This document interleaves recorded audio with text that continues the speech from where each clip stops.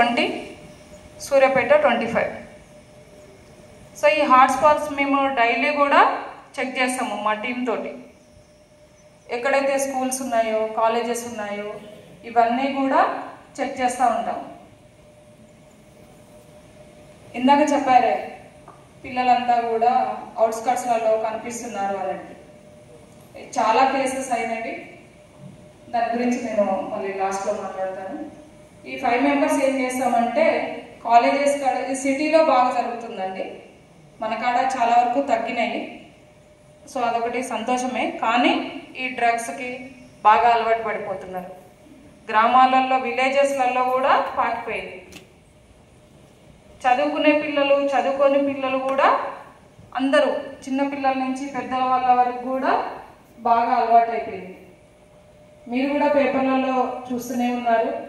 నేను గైడ్ చేసేదంటే చాలా స్కూళ్ళల్లో మేము ప్రోగ్రామ్స్ పెట్టాము. గురువులందరికీ తెలుసు, మన గురువు శంకర్ సార్ కూడా చాలాసార్లు వాళ్ళ స్కూల్లో ప్రోగ్రాం పెట్టడం జరిగింది. సో మాకొక మంచి అవకాశం ఇది.